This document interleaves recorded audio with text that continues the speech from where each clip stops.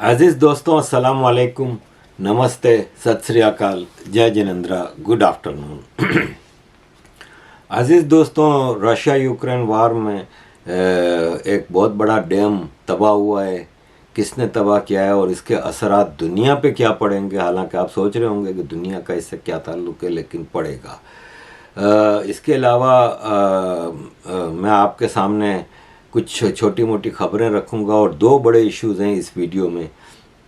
एक है LGBT, जो कि आजकल वेस्ट ने बहुत ही ज़्यादा इसके ऊपर ज़ोर शोर से गे लेस्बियन राइट्स के ऊपर एक चीज़ चलाई हुई है, उस पर मेरा अपना पॉइंट ऑफ व्यू है।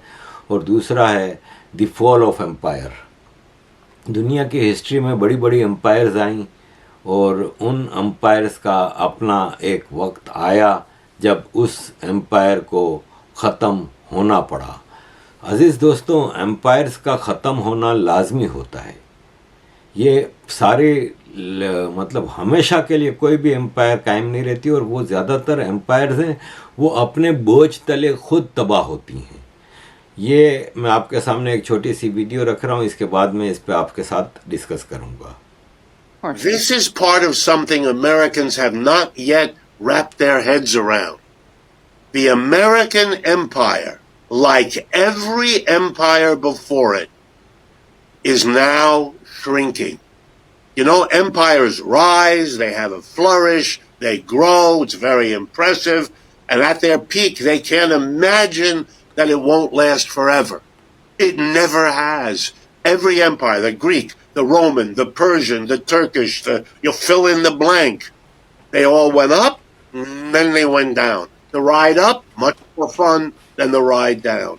We are now in the ride down, and we better be very careful, because denial, which is the way most of America is so far dealing with it, is not a solution. It doesn't go away because you pretend it isn't happening. The dollar's decline is a literal barometer week in and week out of what we're seeing. The failure in Ukraine is another one. I mean, you've got to see, we didn't win in Vietnam. We didn't win in Afghanistan. We didn't win in Iraq. You can dance around it 20 different ways, but it is the truth. This is not an argument about who's the good guys and the bad guys. I'm just explaining we are not facing a decline that is underway and that is showing us its face if only we're willing to see it. And we could have a, quote, decent soft landing. Empires do not have to go out in a horrible explosion. They can decline. Britain, not that they're a model, but after trying twice to stop the United States in the War of Independence and again the War of 1812, the British figured out we can't do this militarily, and they came to terms with their decline and being replaced by the American empire. I don't know what's coming next. I don't know whether the Chinese will be the next empire or whether it'll be handled in a multinational way, and there's some evidence in both directions. But the United States is not able to do what it did, and one of the greatest mistakes empires in the past have made is overreaching when they can't do that anymore. And my fear is we're at a very delicate point in that process, hampered by a denial of what's going on that periodic. American empire के fall के दो main fields हैं, एक internal policies और एक external policies. Internal policies का ये है कि अमेरिका का जो डेट है वो 31 ट्रिलियन डॉलर तक चला गया है, और जो अमेरिका की सरकार को डेट कर्जे में जाने की जो मैक्सिमम हद है ना, वो क्रॉस कर गई थी। तो अगर 5 जून तक उस हद को कांग्रेस और सेनेट बढ़ाती नहीं तो अमेरिका ऑफिशियली डिफ़ॉल्ट डिक्लेयर हो जाता। लेकिन काफ़ी कोशिशों के बाद डेमोक्रेटिक पार्टी और रिपब्लिकन पार्टी को तैयार करके एक ऐसा फॉर्मूला बनाया गया कि जो बाइडेन और स्पीकर ने मिल के फिर इस हद को आगे बढ़ा दिया है। यानी आप बढ़ाते जाएं भाई, आपके हाथ में है। इसका नतीजा क्या होगा? पहले तो कोई ये बताए कि 1960 में अमेरिका का नेशनल डेट 286 बिलियन डॉलर था, आज 31 ट्रिलियन डॉलर कैसे हो गया? 286 बिलियन डॉलर से आज 31 ट्रिलियन हो गया। क्या अमेरिका के रोड बेहतर हो गए? अमेरिका में जो 1960 में बने थे रोड आज भी तकरीबन वैसे ही हैं। ये मैनहट्टन है, वो मैनहट्टन में तकरीबन वैसे ही बिल्डिंगें थीं, बहुत हुए तो थोड़ा बहुत ही बड़ा हुआ होगा। क्या अमेरिका की स्ट्रीट सेफ हो गई हैं? क्या हेल्थ केयर बेटर हो गया है? क्या वहाँ की फैमिली बेटर हो गई है? क्या वहाँ के स्कूल यूनिवर्सिटीज़ बेटर हो गए हैं? सब सेम है, उल्टा नीचे हो गया है। मुझे अभी एक आदमी मिला, वो टेक्सास से था।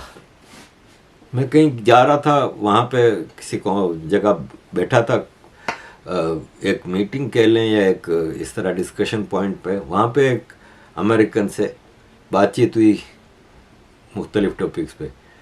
तो उसने बताया कि वहाँ पे आम आदमी की हालत इंतहाई ख़राब है, और ख़ास तौर पे आम आदमी इंडियन, यानी वो वाले इंडियन, ओरिजिनल अमेरिकन जो हैं, रेड इंडियन जिसको आप कहते हैं, रेड इंडियन, हिस्पैनिक्स, ब्लैक्स और साउथ अमेरिकन माइग्रेंट्स, इनके हालात।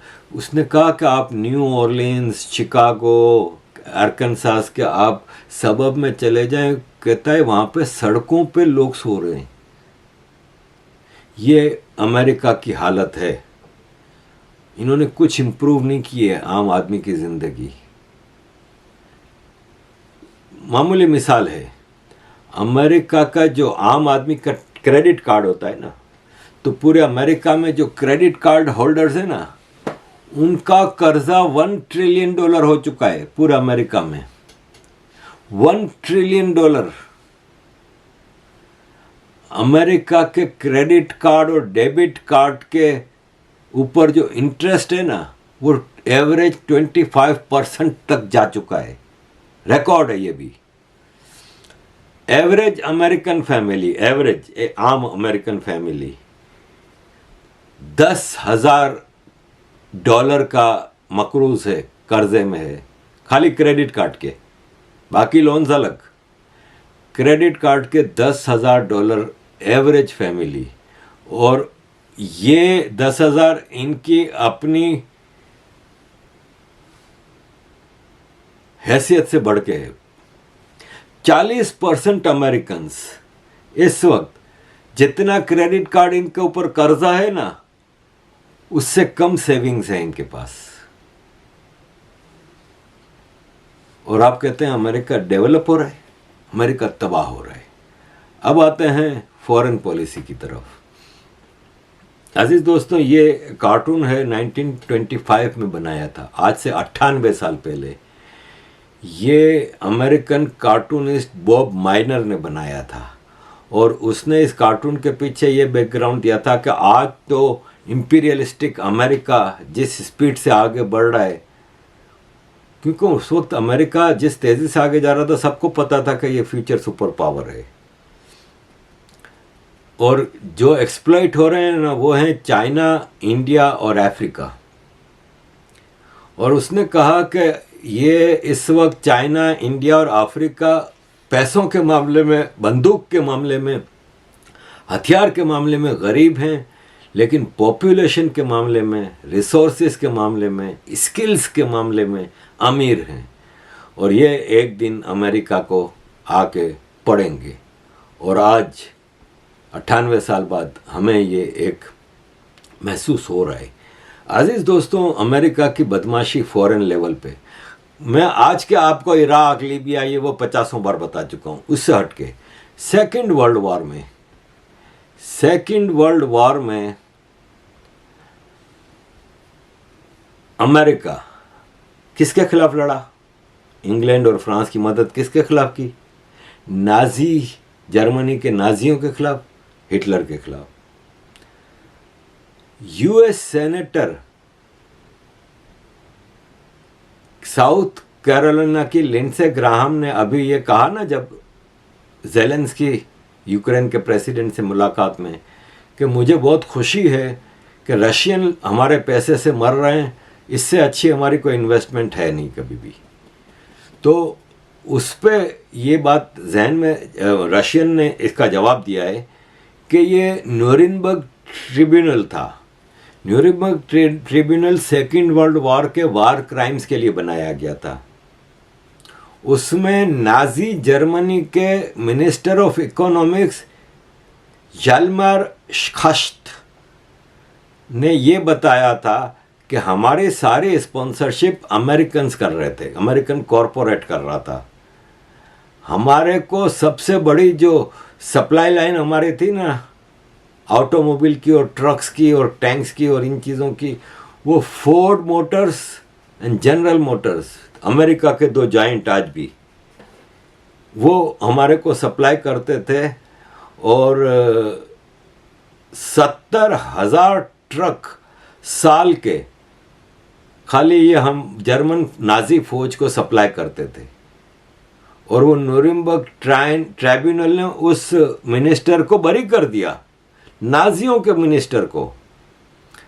अजीज दोस्तों, खाली फोर्ड नहीं, कोडैक कंपनी, कैमरे वाली अमेरिकन कंपनी, वो नाजी जर्मनों के लिए एयर बॉम्ब्स के फ्यूजेस बनाती थी फैक्ट्री में जर्मनी में।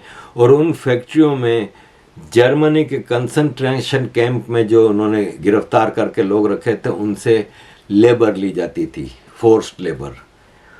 कोका कोला कंपनी का कोलोन, जर्मनी के शहर कोलोन में जो प्लांट है, वो जर्मनी नाजियों की गवर्नमेंट को टोटली सपोर्ट करती थी और उनको मुफ्त में सोडा सप्लाई करती थी। इवन ये दावा कर रहे हैं कि फांटा ड्रिंक जो है वो भी नाजियों ने उधर जर्मनी में कोका कोला के प्लांट में ईजाद की थी। ऑयल जायंट अमेरिकन जो है स्टैंडर्ड ऑयल, उसने हिटलर को ऑयल प्रोडक्ट्स में जब भी कमी होती थी तो वो सप्लाई करता था। और ये भी कहा गया है कि जो आईटी सेक्टर है आज की दुनिया का, वो आईबीएम कंपनी को बहुत पसंद करती है। आईबीएम जर्मन कंपनी है, मतलब जर्मनी में इसका बहुत बड़ा प्लांट है, शायद सबसे बड़ा प्लांट है। अमेरिकन है शायद आईबीएम, लेकिन जर्मनी में बहुत बड़ा प्लांट है, जर्मनी के शहर स्टुटगार्ट में। आईबीएम कंपनी नाजियों को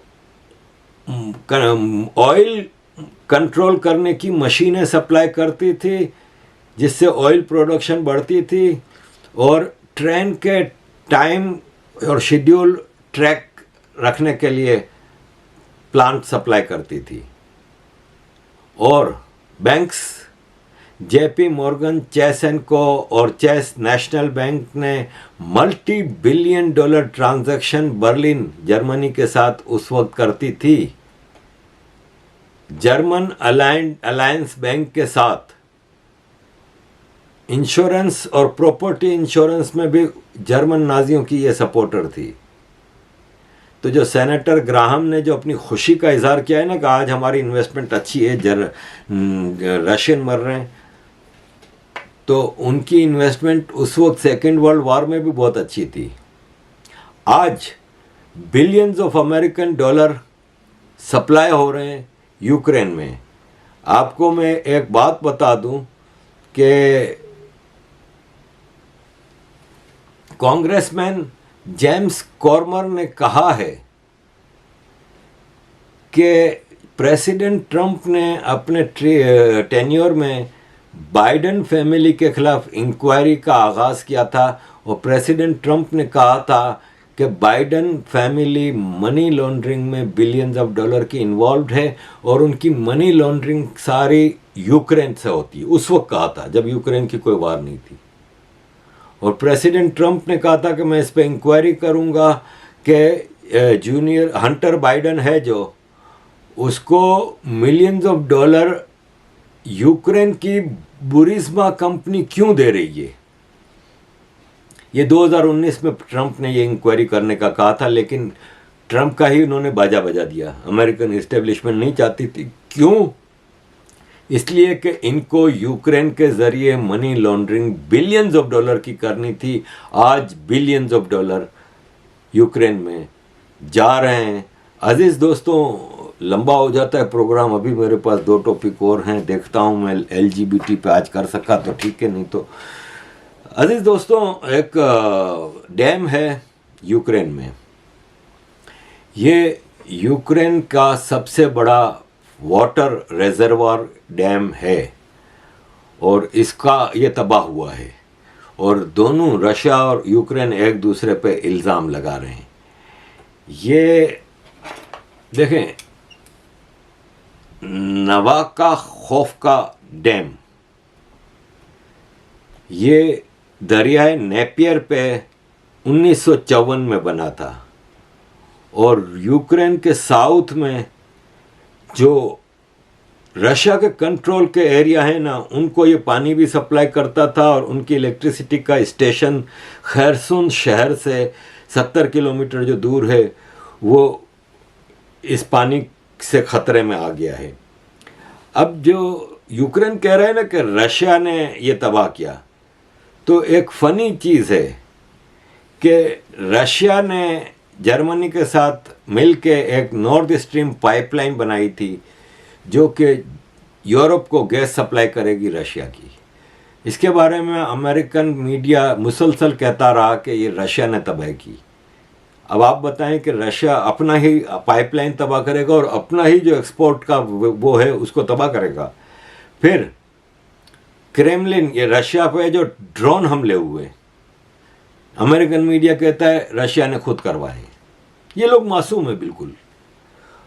और अब ये कह रहे हैं कि नोवाकाखोवका डैम जो है ये रशिया ने तबाह किया है, जबकि वो डैम का सारा नुकसान तबाह होने से जो पानी आएगा वो रशियन कंट्रोल एरिया में आएगा। मतलब कोई सेंस की बात है कि रशिया अपने ही कंट्रोल के एरिया में तबाही क्यों लाएगा? वहाँ इलेक्ट्रिसिटी, पानी का मसला। अब दुनिया में इसका असर क्या पड़ा है? दुनिया में इसका असर ये पड़ा है कि ये यूक्रेन के कई इलाकों में ये डैम और ये पावर स्टेशन है ना, वो इलेक्ट्रिसिटी और पानी सप्लाई करता था और ये यूक्रेन के इलाकों में जहाँ पे ये पानी सप्लाई करता था वहाँ से सनफ्लावर के सीड्स जो होते हैं, गंदुम और दीगर जो फ्रूट ग्रेन्स हैं, अनाज है, उसकी प्रोडक्शन के लिए यूक्रेन पूरी दुनिया के बड़े एक्सपोर्टर्स में से एक आता है। वो सारा इस डैम के पानी से सारा जो एरिया वो होता था अब वो तबाह हो रहा है। तो इमीडिएटली मकई, कॉर्न और गंदम की प्राइसेस में बहुत तेज़ी से इजाफा हुआ है इंटरनेशनल मार्केट्स में इस डैम की तबाही से। आप मुझे ये बताएं कौन फ़ायदा उठा रहा है? अमेरिकन ऑयल कंपनियों ने इसमें hundreds of billions of dollar इस रशियन यूक्रेन वार से कमाए हैं। अमेरिकन इलेक्ट्रिसिटी कंपनीज ने, यूरोपियन इलेक्ट्रिसिटी कंपनीज ने, इंटरनेशनल वेस्ट की जो ऑयल कंपनीज हैं, टोटल, फीना, शेल, BP, इन लोगों ने hundreds of billions of dollar के इस जंग में फ़ायदे उठाए हैं। तो इस डैम के तबाही से भी एक बहुत बड़ा मसला हो रहा है और अमेरिका को अब हर तरफ से मुश्किलात का शिकार है। ऑस्ट्रेलिया ने यूक्रेन को अपने रिटायर्ड F-18 जहाज़ देने का ऐलान किया है, जो रिटायर कर दिए हैं, यानी अब किसी काम के नहीं। तो यूक्रेन जो है ना, इस वक्त अमेरिका और वेस्ट का डंपिंग यार्ड है। एक कुवैत में टायर्स, गाड़ी के टायर्स होते हैं ना, उनका डंपिंग यार्ड है, कब्रस्तान है। उसमें मिलियंस ऑफ टायर पड़े हुए हैं और इसमें अभी कुछ दिनों से आग लगी हुई है, तो वो सैटेलाइट से उसकी पिक्चर्स भेज रहे हैं। पूरी दुनिया के क्लाइमेट का बाजा बजा हुआ है। तो वो जैसे टायर्स का डंपिंग यार्ड है। जैसे हर शहर में, हर टाउन में एक लैंडफिल साइट होती है कि पूरे शहर का कचरा उठा के म्यूनसिपल की गाड़ियां उस लैंडफिल साइट पे फेंकती हैं। इस वक्त यूक्रेन वेस्ट का, ख़ास तौर पे अमेरिका का लैंडफिल साइट बना हुआ है, डंपिंग यार्ड बना हुआ है। वहाँ से डॉलरों की, बिलियंस ऑफ डॉलर मनी लॉन्डर हो रहे हैं। वहाँ पे ये अपने फेंकने वाले हथियार, जो ज़ाया करने वाले हथियार थे, वो वहाँ पे सप्लाई कर रहे हैं और एक अजीब सिचुएशन वहाँ पे चली हुई है। तो अज़ीज़ दोस्तों, मैं समझता हूँ कि ये एक छोटी सी खबर आखिरी आपके साथ शेयर करके मैं LGBT पे नेक्स्ट टाइम आपसे बात करूँगा। साउथ अफ्रीका के एम्बेसडर ने कहा है कि यूरोपियन कंट्रीज़ सब ने राइटिंग में फॉर्मली रिक्वेस्ट भेजी है ब्रिक्स ज्वाइन करने की। यूरोपन अमेरिकन हेजेमनी टूट रही है, जब भी ये अब ब्रिक्स की तरफ आना चाहते हैं। लेकिन ब्रिक्स के लिए बेहतर होगा कि बचें और इस जाल में ना फंसें। अगर आपने Islamic extremist states, European states, America, Australia वगैरह को इसमें लिया तो ब्रिक्स का चूना हो जाएगा। ब्रिक्स में बड़ी एहतियात की ज़रूरत है। ब्रिक्स में आपको लेना है तो आप इसमें नाइजीरिया को, इजिप्ट को, इंडोनेशिया को, सऊदी अरब को, मैक्सिको को, अर्जेंटाइन को, इस टाइप की कंट्रीज़ को भी आप पहले सोच विचार करें। देखें, हमारी तो इतनी औकात नहीं, हम तो ना हमारी कोई ब्रिक्स सुनता है। लेकिन मैं समझता हूँ कि एक एक कंट्री की पूरी स्क्रूटनी करके ऐसे कंट्रीज़ को लिया जाए जो ब्रिक्स को स्ट्रॉन्ग करें और ब्रिक्स के मकासद यूरोपियन वेस्ट जो है ना, वो हाईजैक ना कर ले। अजीज़ दोस्तों, रशिया में मैकडोनल्ड बंद, कोका कोला बंद, अमेरिकन सारे प्रोडक्ट्स बंद। उसका क्या असर हुआ ये मोहतरमा से सुनिए। And thank you very much अजीज़ दोस्तों, kindly keep supporting. Thank you very much.